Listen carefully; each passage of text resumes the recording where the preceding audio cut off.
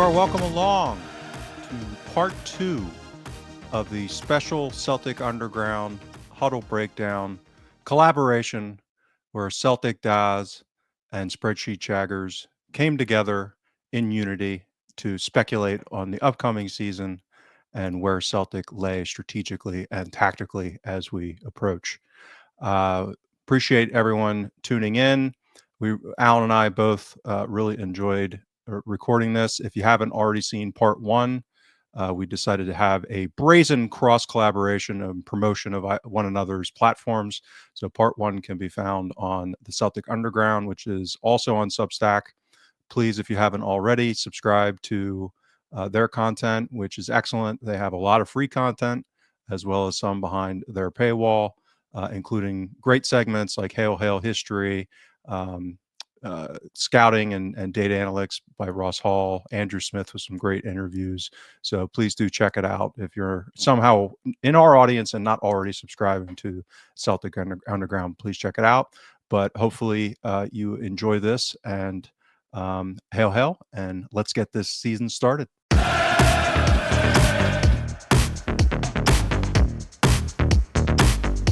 Eddie, do you think that, we'll see these clubs that are operating, perhaps, let's call it a little bit smarter, more of a philosophy and direction, and not just a bit of money, but also a bit of industry knowledge behind them?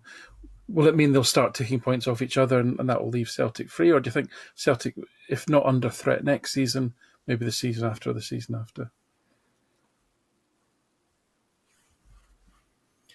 I think that the combination of a more intelligent style of club structure and culture down south, with the money that's involved in that, and with the Brexit impact in terms of players coming in to the English game specifically, it was always on the cards that they were going to start to look at Scotland at some point, instead of going to Belgium, instead of going to lower leagues in Spain and different places like that, and in Denmark. It was an absolute no-brainer. And I think that we should have been more on the ball and anticipating this and preparing for this. Because, Hearts, say what you like about Hearts, right? And Ross has, right? But Hearts could be a big club. Hearts could easily compete at a decent level, certainly against a disorganised Rangers and a disorganised Celtic, with the right people behind them. Hibs could do the same. They have a big enough fan base there. They won't get the money for TV that they have in England. They're never going to become even a Brentford.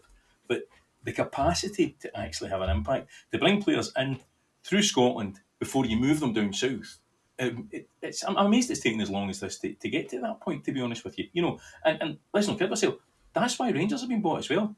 They've not been bought because somebody has a passion for 50,000 people at Ibrox. They've been bought as a pathway into the club that really matters to them, which is down south. So, in terms of Celtic, Harry spoke before that the previous chief executive of the club used to describe our benchmark and our competition. Whilst we were arguing about Porto and Benfica's and Ajax's of this world, he was saying Copenhagen, that's the level we should be competing with. And we watched Copenhagen disappear off into the distance as well, because they modernised the club. And now he's talking about different clubs, and we keep setting our sights just that wee bit lower, because it's easier to do that than it is to actually put the effort in to modernise the organisation team. You guys have been talking about data for as long as I can remember. I'm trying to go back through my Google library to try to find the first time I went and started to read this sort of stuff, and it's easy.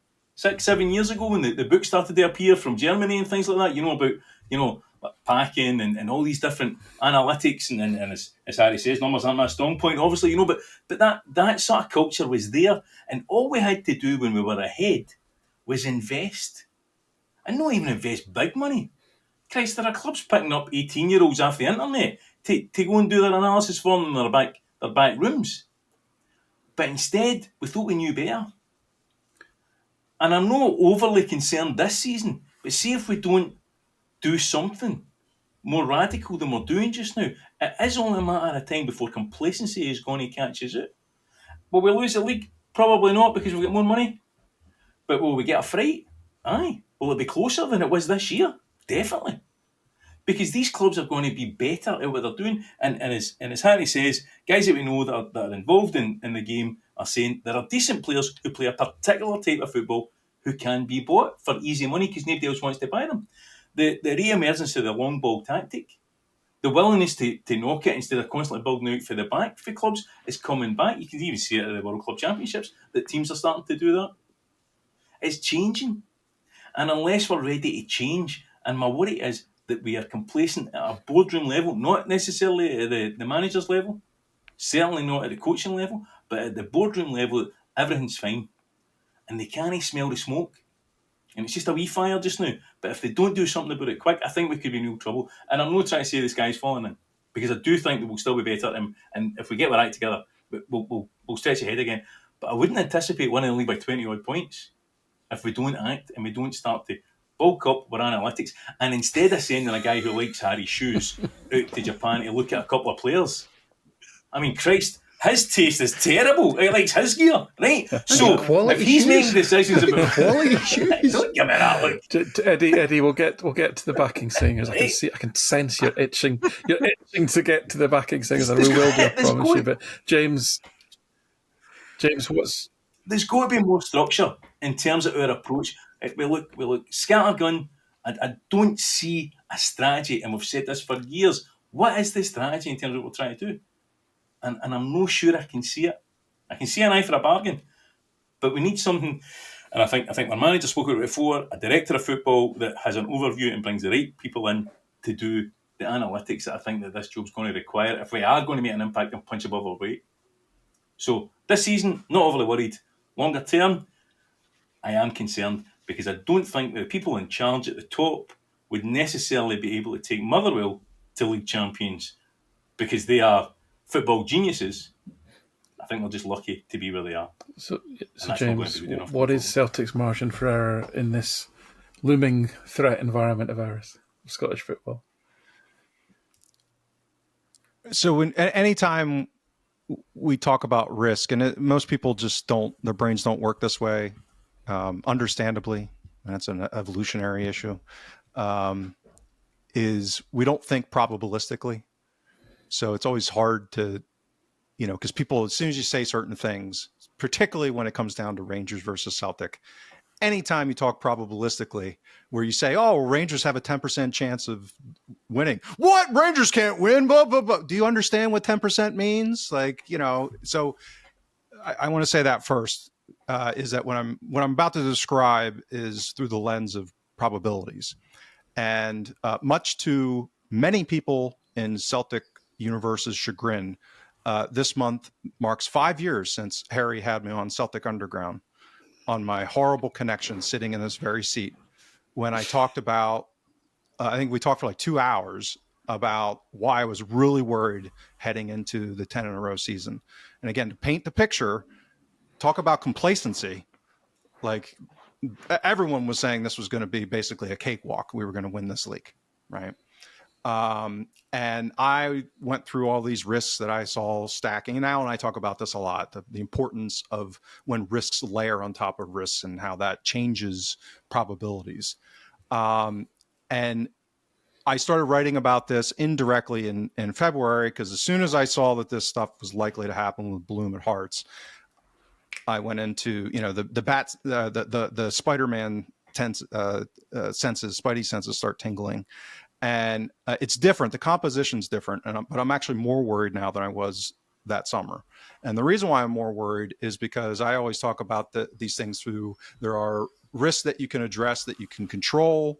In the investment world, you can diversify. You don't have to put all of your money in one company. You can buy 50 companies, and that can diversify away certain type of risk. So that's something you can control. But there are also uncontrollable risks. You name it, whatever that might be. And I think largely in 2020, they were controllable risks, and we just did a lot of dumb decision-making. I think this time we have a lot of the same controllable risks because we still have the same owner, we still have the same kind of malpractice going on with recruitment and with all those misaligned incentives that we've talked about.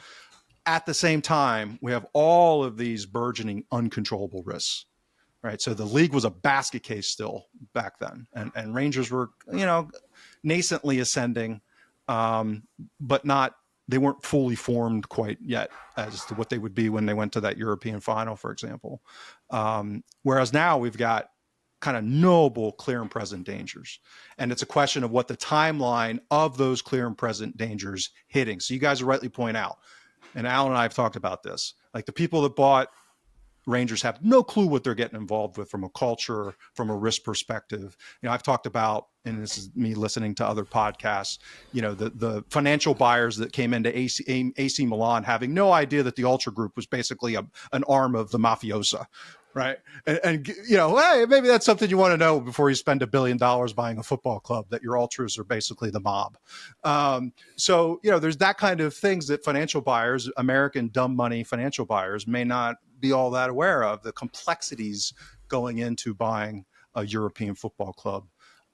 So there are a lot of cultural dynamics that could be risky for this migration and transition for Rangers, but we should make no illusions. Like, these guys that bought Rangers are not idiots. I'll say it, it's not going to be popular. They have a better operating model than Dermot Desmond going off half cocked.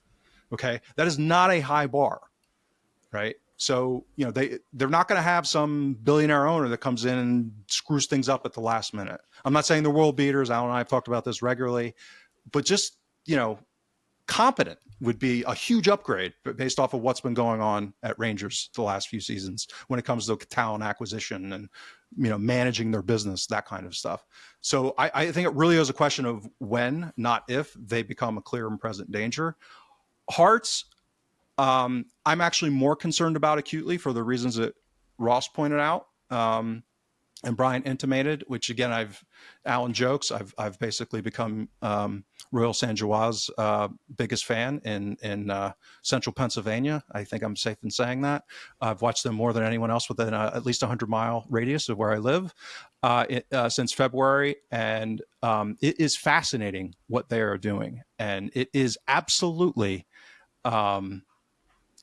dealing with inefficiencies in the marketplace. They just signed this guy Braga, who's a Portuguese striker. I think he's 25, playing in the Swedish second tier. And I went and I looked at him and I'm like, oh my God, I see exactly what they're doing. Like, this guy is quick. Like, I've watched enough Royal San Joa. This guy could go play striker at Royal San Joa. Just pick him off a shelf and put him in their 2-striker system. And none of these guys are world-class footballers, but they can run forever.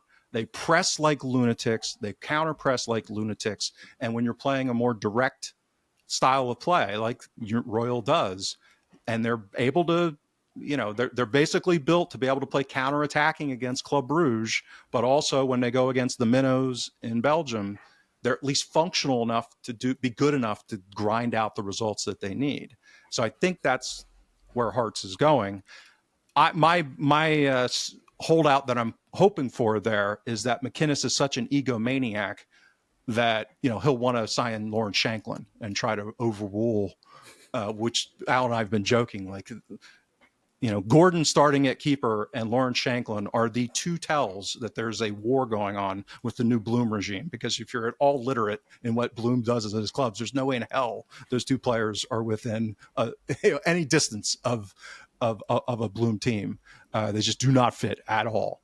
So I still hold out hope that at least in this transition phase at Hearts, that that McInnes and some cultural issues there will bubble up as well. But again, it's clear and present. Is it this season? Is it next? Like, I would at most think for both of them, the question is whether it's this season, because by next season, it's going to be a big problem at the latest. So I'm with James and Ross. I think Hearts will be an emerging threat. I think with all these things, you do have to take patience. It didn't happen overnight at Saint Joa. It didn't happen overnight at Brentford, Brighton. It does take time to shift and for recruitment to meld, and there will be missteps. All that, but I think directionally, they will definitely become a threat. My own view on the Rangers thing really is the decision kind of comes back to what you were saying, Brian. Decision to hire Russell Martin, who's an absolute philosophical slave to a possession-based build-out from the back model, which is a style of football, other than perhaps during the Advocaat regime, there is no culture of playing football that way at that football club at all. There's nothing in the cultural DNA of that football club that for at any level that supports playing football that way. I think that's fascinating. They might be geniuses for doing this. But the other thing other consideration I would have is accepting James's point that the people who are owners are, although they're not fans, they're not benefactors, they're not going to subsidise losses, all that. And I accept that they're likely a lot smarter and a lot more willing to take ideas and best practice from their other experiences, and therefore will raise the bar, which was very low. I accept all of that. I don't believe in my life, probably when I was very young, we have ever seen a club out of Ibrox ran on a sustainable basis. And we're in uncharted territory here. And the only reason that we've seen any competition from Ibrox over the last few seasons is because they've continued as the new club to spend money they didn't have, to drain the resources of directors, throwing their personal fortunes at it, to basically try and bridge the resource gap that Fergus McCann built. And we are now in uncharted territory. What will a sustainably run Rangers look like? And even though they're run by smart people, can they, at the same time as being sustainably run as a business, can they actually put out a winning football team on the park, having chosen a manager who is the polar opposite to how they've been playing, with players that have been playing a polar opposite style of football in a club that's never played that way, other than when they were parading the Dutch national team, and we all know how that went. Those are my thoughts. Listen, the last topic from me, and then I'll open it up to a Glastonbury review. Really on that point. So we went back to the future last week.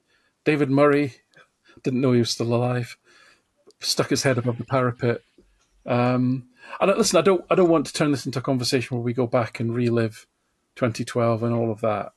My point on this is what makes me actually genuinely sad, because I do love Scottish football, is that what Murray reappearing really said to me, what it revealed to me, is that nothing's changed. Absolutely nothing has changed in the attitudes of people involved in Scottish football, from the SFA to the journalists to fans. And that what happened in 2012 utterly poisoned the well of Scottish football, and I don't think it will ever recover. It'll take generations for it to recover, because wrongs weren't righted, lies were perpetuated, things were done. The press turned their back. The regulator, which is the SFA, were seen to be in cahoots. Things that we as Celtic supporters long suspected about how the press felt about things, their leanings, how the SFA felt about things, were basically, because of expediency, suddenly right in our faces, and there's nothing we could do about it. And equally, from the Rangers' point of view, their supporters have been fed this diet of nonsense about being relegated and being mistreated and being treated poorly and all this sort of stuff. And all of this stuff has been allowed to fester. And what the David Murray reappearing did was really bring home that this is the sad state of affairs in Scottish football. How can we ever move forward when that is the case, when there is no healing, there's no reconciliation, there's no truth, there's no acceptance, there's nothing. So I just wanted to that's my perspective. I just want to throw that open. I wanted to ask Brian, how flippant was your comment on a breakaway two-tier system? Because again, that would be one way of dealing with getting out of the realm of the lunatics that run the SFA. My understanding is that McCormick and I don't know, one of the other Americans, and I don't know which one it was, pretty much that was their plan when they came into Scottish football. And then other stuff made it go awry.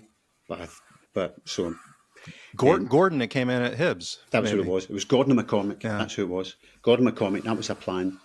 Have a top league of 10-12 and then another league of 10-12, somewhere in that region. And then that's it. The money should only go to those clubs. It should all be professional. And that's what they wanted. And then things went awry and they had to redo it a bit. But yeah, pretty much. Really interesting Scottish conversation. Super League. Oh my Yeah, good. What but really branding interesting potential there is there? really interesting conversation with the person from the English Premiership that I was speaking to. That they were saying that they thought Scottish football has it all wrong and that Sky has it all wrong. This was someone from a club with American owners. That this obsession that we've got to have a four game Celtic Rangers TV deal was all wrong, because the consequence of that is that we end up playing each other 5-6 times, and we massively devalue the only sellable product in Scottish football. So in terms of giving it away every week because we think that's what people want, their attitude was, now it's easy for them to say because they're on the outside looking in, their attitude was that a 16 or 18 team league a 16 team league in particular would suit Scottish football. Celtic Rangers play each other twice, and then it actually lifts the value of the Celtic Rangers game, and that maybe Sky wouldn't stick it on at 12 o'clock in the day and would make it a prime time slot because it had value. I mean, this conversation was all focusing around the principle of we're going to go to 12 games in European football. We're going to move from 10 to 12 games in European football. That the Super League's never gone away, and that all UEFA's ever doing is fighting a losing fight to try and chuck more stuff at stopping the Super League happening. And that, one of the things that people are discussing in the English Premiership is the possibility of, as Eddie stuck in his piece this week, Champions League periods being like the international break, where there's maybe 3 Champions League games or European games played in a concentrated period, or maybe there's European games are played on a Saturday and domestic football's played on a midweek. Getting back to your point, Alan, about David Murray, I went to see so I'm not going to spoil it for anyone who's not seen it. Saw the F1 film with Brad Pitt last week, and then obviously a couple of weeks before that saw the Mission Impossible film. And I thought, for the Scottish press, see if you look online at Follow, they have no time for David Murray. The Rangers fan base have no time for that guy. They know he ruined their club. But the sort of theme of Mission Impossible in the F1 film is, see us older guys, 50s, 60s, we can still do it because we're just a wee bit smarter. And wasn't it the world great when we were in charge, and we could still be in charge again? That's what I felt the Scottish press were like. It was like, oh, David, you're back. Yes. Oh, wasn't it so much better when you were here and Rangers were really, really good? Because if you think about it, the guys interviewing Murray that they stuck out were the big guys in Scottish football now. So they were all guys in their mid to late 50s, the guys who've been around for ages. So they are guys who probably were Rangers fans, but also their formative years in the press were when Jack Irvine and David Murray ran Scottish football's media and Scottish football's narrative. And so and Rangers were winning stuff. So it was all just, oh God, it was like a nostalgia piece. It was like watching Brad Pitt in the F1 film. It was like watching Tom Cruise in the Mission Impossible. It's a wee nostalgia thing for them of, oh, wasn't that great when it used to be you, David? That's all that it was. He will disappear. He will not sell his book. His price will drop down to £1, same price as buying Rangers for buying his book, maybe even cheaper. And within 3 months, people will forget. All he's doing is trying to just make sure that the narrative about him and EBTs not being illegal gets put in place, back in place, before he sails off into wherever. Random question. Does anybody know if he's doing book signings? Because I could go along and ask him to sign one to Craig White. just for giggles. So Ross, do you think Scottish football's savable from all the ills wrought upon it by David Murray? I honestly don't know. I'm kind of laughing listening to Brian saying about the journalists that have interviewed him. Today was Jim White. A friend messaged me and went, pop on Talk Sport if you want to laugh. It's Jim White and ex-Crystal Palace owner George Jordan. Yeah. He said, if you want to laugh, put it on. They're giving David Murray the wax lyrical treatment, how wonderful he was, and all these different things. In terms of will we ever recover from those? He was a poison, but he's one of many who have poisoned Scottish football. There's been people in the SFA, a variety of other people at other clubs who have over the years it's been a comedy show. Let's be honest. We've had Vlad Romanov at Hearts. We've Jim Farry. The list of villains in Scottish football over the last sort of 10, 15, 20 years is pretty long. And unfortunately, even today, you look at some of the things that the SFA are trying to introduce today. They'll introduce the co-op system, which is something that I kind of half applauded, but then I looked at the fact that they've reduced the under-19s and under-17s league down to 16 games, and I go, right, well, you've given with that hand, and you've agreed this with all the clubs, but then you've decided to remove over 30% of the games for the younger guys who, if they're not on co-op, they then can't play. And so that's not just the SFA, ultimately, that's the clubs that have agreed to that as well as them. So I look and I go, David Murray's a scumbag, he's an idiot, in many ways what he done was hilarious with the Craig White scenario and things like that. But the villains in Scottish football, they're in our own club with the greatest respect. That sounds terrible to say, but as the biggest club, I expect us to drive the best possible scenarios for Scottish. I expect them to stick their head above the parapet and go, there are things that are happening that are wrong and offer solutions. But I just see loads of silence from everybody, and it's kind of like this sort of cloak and dagger thing where nobody wants to be transparent about anything in Scottish football. Nobody wants to engage with supporters in Scottish football. Brian's right, we 4-6 derbies a season. I don't know anybody who wants that in Scottish football. I've never met a fan who goes, do you know what we need? More Celtic Rangers games, more Hearts Hibs games.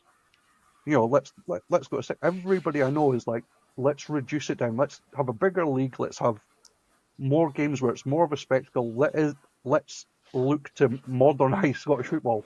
But everybody else in it that controls it and that has a say sits on hands and goes, oh, we don't want that scary Sky might take money away. Grow a set. There comes a point where Scottish football, and not just David Murray, Scottish football is going to have to stand up and go, do you know what? We need to modernise and we need to take a risk, whether that's a bigger league or whether that's introducing new people to the game from outside to replace all the guys in blazers that do the secret handshakes at whatever lodge they go to on a Saturday. Whoever that is, I'd like to water cannon them all out of Scottish football and replace them with people who have a more proactive and progressive view towards football, just in general. So yeah, David Murray is just one of many for me, sadly. But I think, Ross, I think that's what the Americans will do. I would like to hope so, but I think the Americans will look around and go, wow, this is tailor-made for us to clean up, because they don't know what they're doing. And and you don't need to be massively smart to look around Scottish football and see that. And that's why, getting back to the conversation about, you were asking James about the SPFL second setup, that's why I think they would look at it. Because they would look at it and go, 16-team top league, 10-team second league, 26 teams, all full-time professional, everybody else, find your level. Because you're not adding any value to Scottish football. When was the last time? Oh, you leave my beloved Stennismuir out of the sunshine. I was. Do you know what Ross? I was desperately fishing around for the name. I knew that was coming of a team, and Stennismuir with, but actually, and Eddie knows the person who gave us this quote. This is so I don't think I'm telling tales out of school, because a few years ago, Stennismuir board having a discussion about how they could get more than 500 people at a home game, and one of the directors said, we could open the gates and give people a free apple on the way in. We would still have 500 people turning up. Right? They just right. So those clubs are what they are, but let them find their level as community clubs. Don't have them drawing cash out of the game. I am kidding. They obviously are a team that are close to me because of obviously working alongside with them. But that is a harsh reality. Most of the clubs at the lower end now are, Dumbarton. It was the story in the news recently. They played their friendly in the Stirlingshire Cup, and it was trialist. Like literally every player was a trialist, every sub was a trialist, and that's the situation that they're in, because it is very difficult. There's no real value in moving from I'll be honest, I just thought that was down to the level of inbreeding that took place in Dumbarton. I didn't appreciate that they were all related to each other. That's My terrible. apologies. But there's no real value in moving from League Two to League One. Stenhousemuir haven't really gained anything financially by moving up a league. If anything, it's actually in some ways caused the club some problems. So yeah, I can't disagree with that, because I'm the one sat saying, there has to be a modernisation, there has to be a proactive view, and that might mean upsetting and hurting a few folk. And I understand the community element of all these clubs. Stenhousemuir has a fantastic community element. That is one of the best parts of the club, is how it interacts with the local community, and you don't want to lose that. So there has to be a modernisation, but there has to also be a respect for the clubs that sort of would fall by the wayside, and how you would manage and look after that situation. Because there is still an element of, there's a lot of people who don't want to go and watch Celtic and Rangers, or quite frankly can't afford to go and watch Celtic, Rangers, even Hearts or Hibs. So there needs to be something there. But yeah, I would agree that there needs to be a reduction in the amount of pro teams and a better structure for us to sort of move forward within. But don't pick on my Stenhousemuir again, or get upset. So James, going to come to you. Your views on fixing Scottish football, and then Eddie, I'm going to let you take over, and you can take us on your magical mystery carpet ride. Yeah, I wouldn't presume to say fix it, but I can give some perspective on what the American owners are going to be thinking, which is, in America, obviously we don't have the pyramid system, other than, kind of the renegade soccer league. The USL has tried to create a parallel system along with MLS to compete, but and been fledgling trying to do it. But the community clubs in the US are universities. That's the center of, kind of community, so to speak, across sports, so that it's not as if it doesn't exist in the US. It's just, it's not professional. Although now with the, now that athletes can get paid in college sports, it's effectively becoming professionalized. But historically, I should say, it's been more the community side. And then even within, baseball, for example, probably the most prominent long-term US game, there's sandlot leagues, there's independent leagues. Like a half an hour from my house, there's a stadium for an independent league they call unaffiliated ball. So they're not in the farm system, they're not in the pyramid of the Yankees or any individual major league team.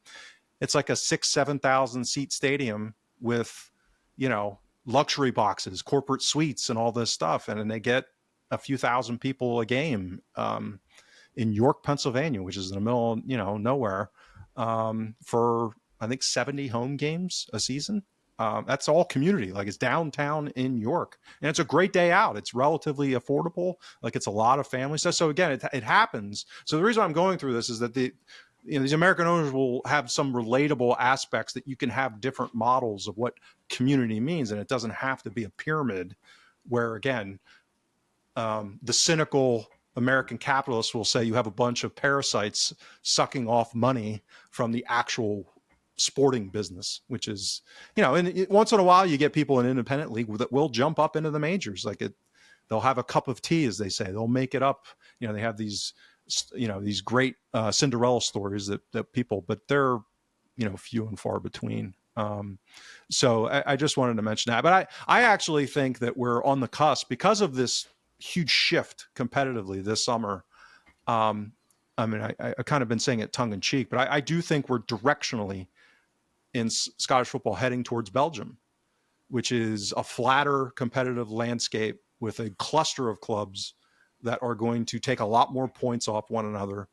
And instead of the winner being 90 plus points every season, which has been since, pretty much since Rodgers' first arrival, and that's really when the financial stuff disconnected in the Champions League, was in that kind of 15, 16, 17 timeframe, is that we're going to get back to maybe mid high 70s or even low 80s of champions, because you're going to get Hibs better. Hearts is going to be relevant. Rangers are going to be run, not basket case. So I think that, what had become for the neutral or the non-Celtic supporter, what's become a very boring league with very little jeopardy other than will we finish in a European spot or get relegated. that leaves a lot of clubs. It's not a lot of jeopardy. I think there's going to be a lot more interesting football that's going to happen, and lot more energy about having jeopardy in games, which whether it's 4 or 2, I lean towards what Ross and what Brian have laid out. But I think mostly it's the quality is going to be going up, which maybe will make some of that stuff more doable. I don't know. We'll see. Eddie.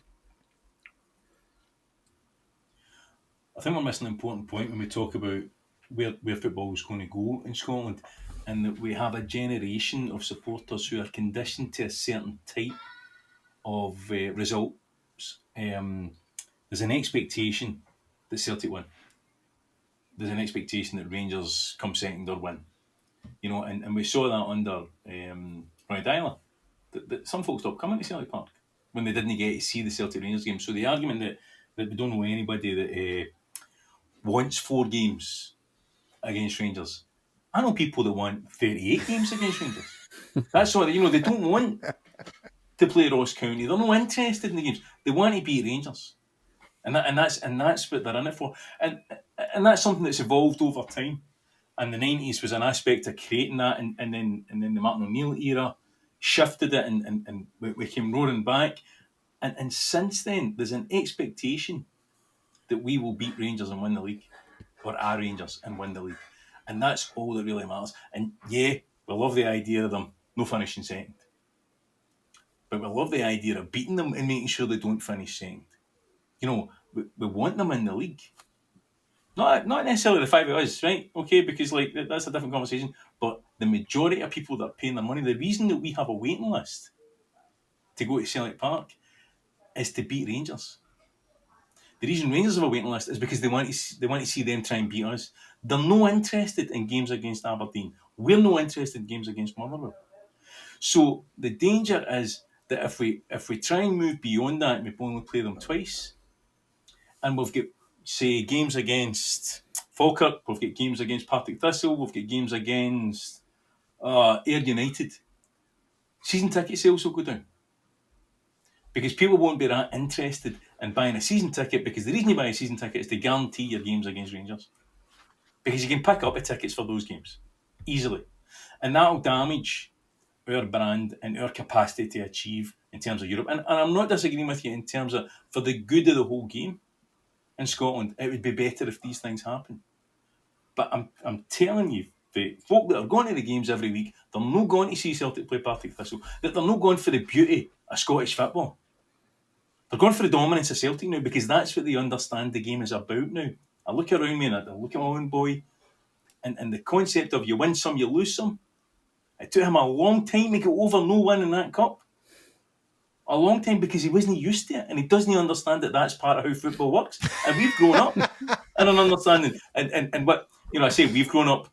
My apologies to James, my apologies to Ross, but you two have grown up the same way I have, and know that was the way it worked. Leagues were tighter, leagues were harder to come by. You won a couple, you lost a couple, but it wasn't either us or them. Now, over the next 5 to 10 years, what might happen is that with better investment, we might see other teams winning the league. And that might take the edge off it slightly, that if we don't win every single game, they will. Whereas if we don't win every single game, then maybe Aberdeen will.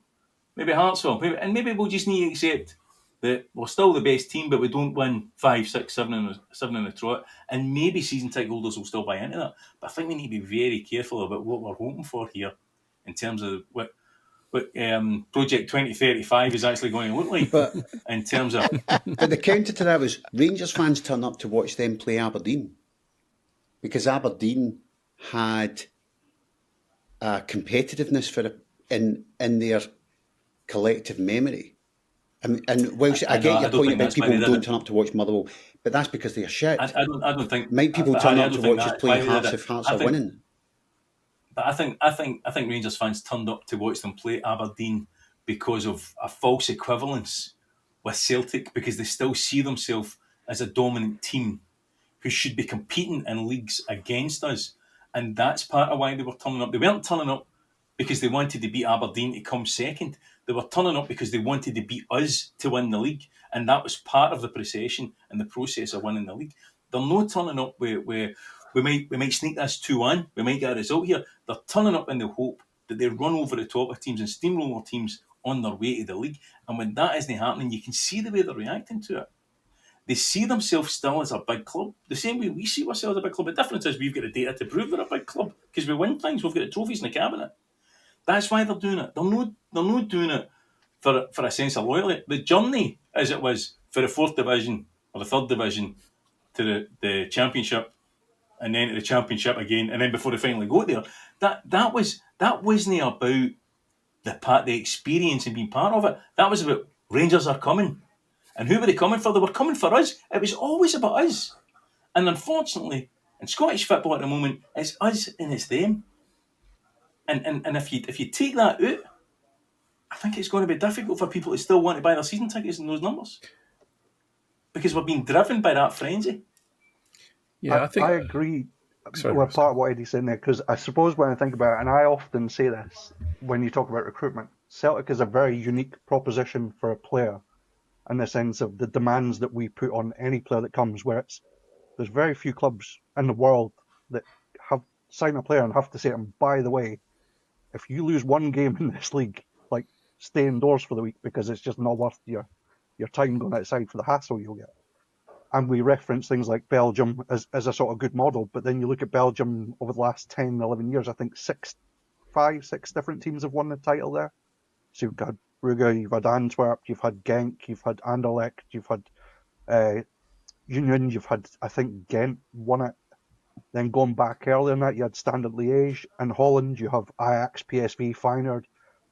If they lose a League One season to one of those other teams, they'll get upset about it. But it's kind of normal for them. Whereas for us, I suppose over the last 25 years, the norm is exactly what Eddie said, is his son has grown up and watched Celtic.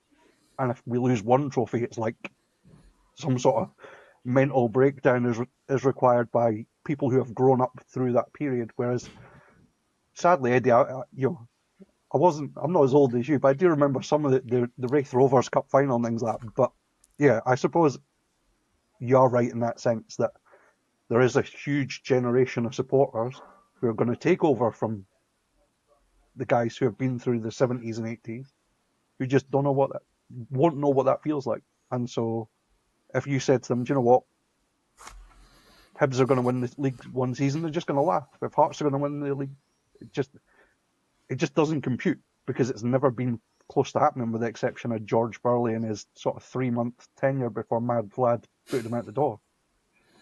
So I agree with what Eddie's saying.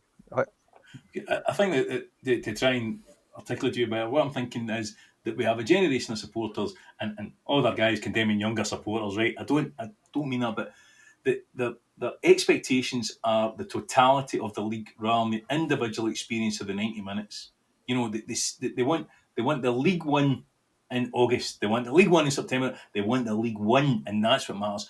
And they don't appreciate the day-to-day games that get you there. They're getting beat by St Mirren and then going back the next week and getting beat by Aberdeen midweek and stuff.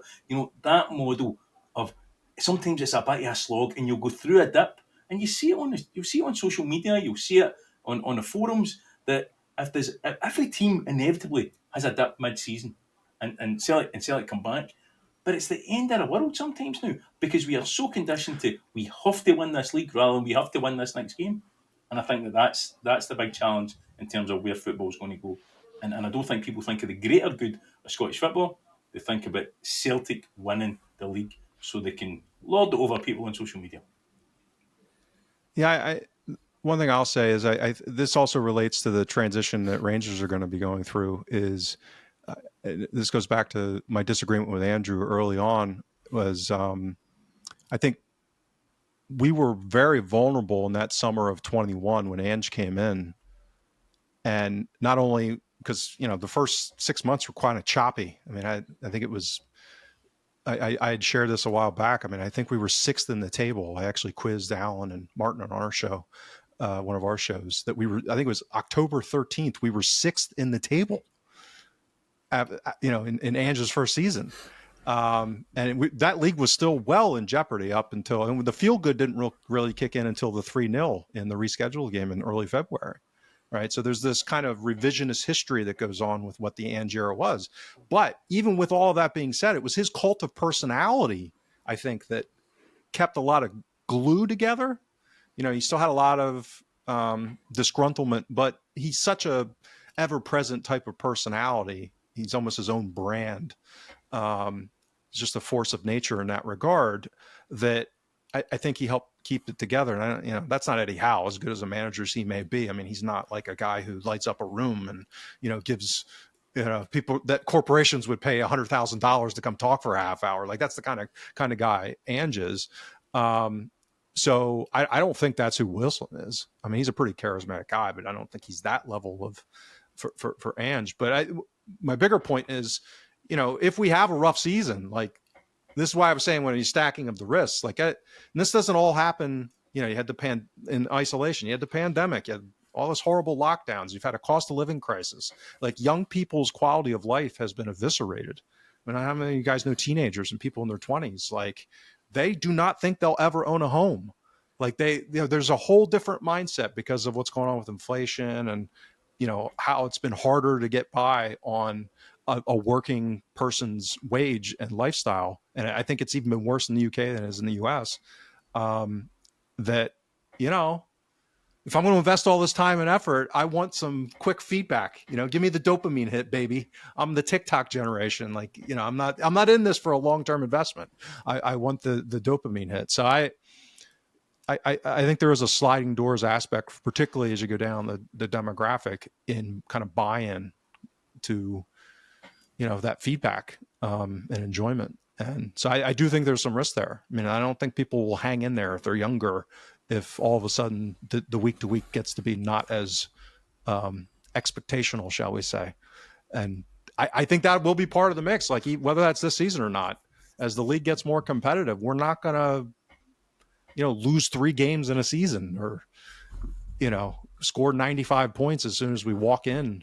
It's not score, but earn 95 points as soon as we kind of start the season. So that will be a transition for people. So I didn't think we'd get into, saving all the issues of the world. And once, I know from experience that once James starts talking about inflation, it's time to move on. So listen, this has been great fun for me, certainly.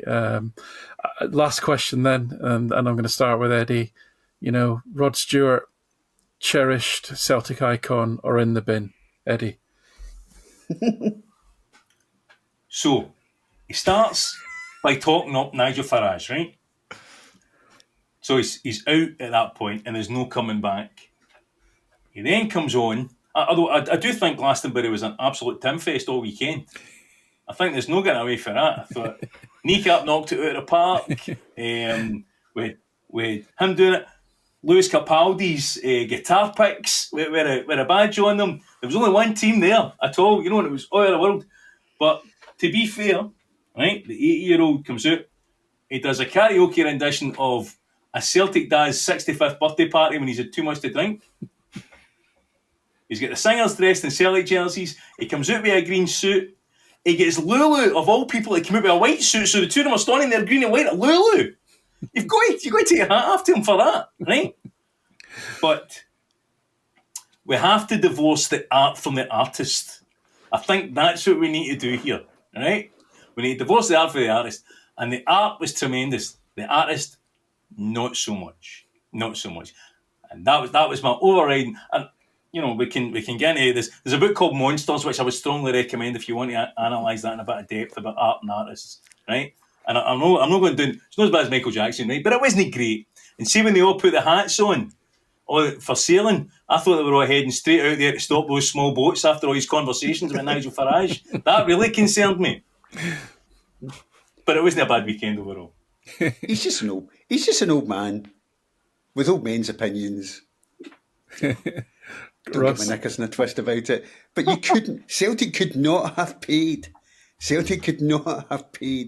for the amount of publicity He gave Celtic worldwide. I mean, there's no way Dermot would have put his hand in his pocket for the amount of free advertising. They were on jerseys for about 4 years ago. They had those lasses in. They had C.R. Smith on them. I was going to say, it's way longer than that, Eddie. I mean, come on. He pulled those out of the storage closet. But the amount of free publicity we got. By the way, I don't know if you noticed, there was a debate online with people getting their knickers in a twist that Celtic were changing their badge, which we're not. It's just actually Celtic have been using the badge properly because they've actually had the badge has had errors in it, so they fixed it. So they didn't change the badge; they actually just fixed the badge. But anyway, I had this conversation with a wee man. He came out and says, "Look, they're adapting the badge." And I went, "No, son, that's the badge for '86. That's always been the badge." He's like, "No, they've not used this badge." I went, "Well, man, I had to go and dig it. I had to go and get some of St Anthony stuff and go look there." No, right, okay, because yes, so apparently that was a big topic of conversation amongst the young team. I missed it. There was a big topic of conversation online about it, and it was only because I was at the marketing fan forum they were talking about. We used to have two. They had what was called the football badge, which was the badge that was on every strip, and then there was I think it was the primary badge, which was the sort of reverse colours thing with just green on the white background. But what they were actually pointing out was the amount of times that internally somebody from the club would obviously just go into Google, I need a badge, would go into Google and take a screenshot of a badge off that was not correct. So all they've done is just reinforce brand guidelines that already exist in the club about font and colours and everything. So this big debate about we changed the badge, apparently, that I missed, it went over my head. So Rod had the badge on his drum, which apparently, and I was paying close attention to the badge and it was correct. The Bacardi bat symbols at the bottom were aligned correctly on the Celtic badge on his drum. Everything was correct about it. My goodness, we're bad shaming. I can't believe it's come to this. Ross, anything to add? Could you try again? Although the badge on the third top is rotten. Can we agree on that? That big four-leaf clover is. That's Adidas are trying their best to make that a thing, but it's really not popular at all. Also, I know it's not aimed at us, but that jersey's shocking. I do like the orange piping though in honour of our Dutch players, but apart from that, I just think it's rubbish. Young people seem to like it. You know why? What do young people know? Right, wait a minute. Let's listen. Take it from me. Young people know fuck all. Right? They're a bunch of idiots. I know what I'm talking about. I don't like it because it highlights middle-aged man boobs. That's my problem with it. So self-interest there, totally. James, you need to pull it all the way down to your waist. That's the solution. Your only solution is something I've noticed with all the celebs. Getting back to my celebs of the mid-50s. If you notice that they all wear black t-shirts, all of them. That's the in look. For the 50-year-old celeb guy, it's a black t-shirt. So you just want all Celtic strips to be black. Is that what it is? I'm going to start lobbying for that. Yes. Yeah, that makes sense. To answer your question, Alan, Rod Stewart in the bin. Billy Connolly's the only legend that we need. He's the man. Get Rod in the bin. Fair enough. Billy Connolly used to kid on, he was a Partick Thistle supporter as well. Don't let Billy Connolly kid you on, right? Billy Connolly just became a Celtic supporter when it was safe to do so. My dad worked in the yards with Billy Connolly. Don't let him start telling you about Billy Connolly. Take it from me. Billy can do what he wants as far as I'm concerned. The man's a legend. He wants to decide late on in life he supports Celtic. That's absolutely fine by me. Rod Stewart in the bin. Rod. There we go. Final word to you on that, Ross. Rod the Mod did more for LGBT rights in the 70s than any other pop star. So he's just turned into an old man. That's all it is. What? He did more for LGBT rights than any other pop star in the 70s. Yeah. Rod Stewart. Really? Are we just accepting that? Georgie Boy is gay, I guess. Nothing more or nothing less. He had one song, right? Okay, right. He had one song, right? More makeup on stage. More than Dusty Springfield. More than Freddie Mercury. More than Freddie Mercury was in the 80s. Johnny Mathis came out in the 70s. What? No, it's just an old man. Right, okay. I'm not disagreeing. I can't argue with the facts. Yes, you're right. He is an old man. But Leave him alone. your statement that he did more for anybody else for LGBT issues in the 70s. Well, he did a lot. I went back to Maybe reading the article on the overstatement. He website. said more than anyone else, but he did a reasonable amount. Of drugs. What? Of drugs. Well, he probably did as well. But all celebrities go in places. I mean, everybody forgets that David Bowie's Nazi stage because David Bowie became trendy in his later age, and nobody wants to talk about that. Nobody wants to talk about Ronnie Simpson's Tory councillor stage as well. Do you know what I mean by this? Exactly. We all have mistakes from our past. We're a broad church. We're a broad church. Let's accept that. Listen, guys, that's been great fun. Thank you all. Hopefully we can do this again sometime. Thanks all for listening. The very last thing I want to say, Alan, yeah, is see the view behind you. It's reminding me when I go on holiday, I need to bring fags back from Mum.